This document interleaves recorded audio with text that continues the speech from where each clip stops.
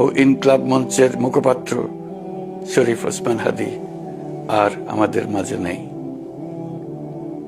ইন্না লিল্লাহি ওয়া ইন্না ইলাইহি রাজিউন। ইন্না লিল্লাহি ওয়া ইন্না ইলাইহি রাজিউন। আমাদের প্রিয় হাদী ভাই আমাদেরকে ছেড়ে চলে গেছে না ফেরার দেশে।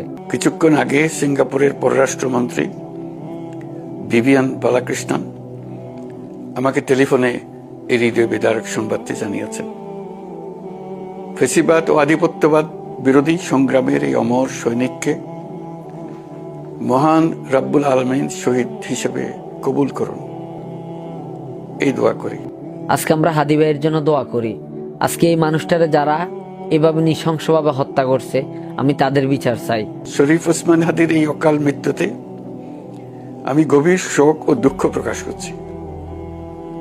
তার প্রয়াণ দেশের রাজনৈতিক ও গণতান্ত্রিক পরিসরে এক অপূরণীয় ক্ষতি।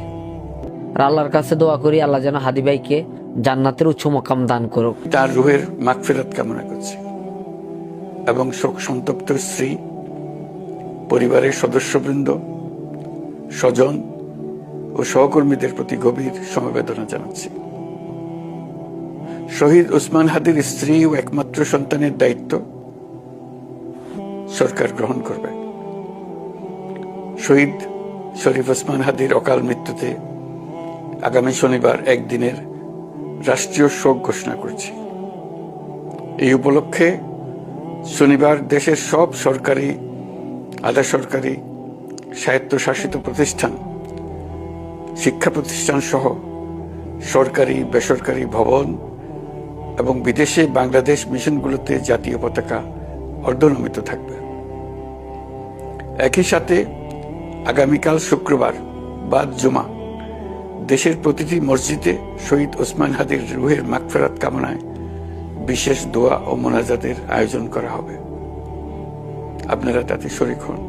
অন্যান্য ধর্মের উপাসনালয়গুলোতেও আয়োজন হবে বিশেষ প্রার্থনার। আমি বিশেষ কৃতজ্ঞতা জানাই সিঙ্গাপুর সরকারের প্রতি, যারা হাদীর চিকিৎসায় অত্যন্ত আন্তরিকতা ও পেশাদারিত্ব দেখিয়েছেন। বিশেষ করে সিঙ্গাপুরের পররাষ্ট্রমন্ত্রী ভিভিয়ান বালাকৃষ্ণন, যিনি একই সঙ্গে একজন বিশিষ্ট চিকিৎসক, তার প্রতিও তিনি নিজে হাদীর পরিচর্যা করেছেন, আমাকে নিয়মিত চিকিৎসা সম্পর্কে খোঁজ খবর দিয়েছেন। এই নৃশংস হত্যাকাণ্ডের সঙ্গে জড়িত সকল অপরাধীকে দ্রুত আইনের আওতায় আনা হবে এবং তাদের বিরুদ্ধে সর্বোচ্চ শাস্তি নিশ্চিত করা হবে।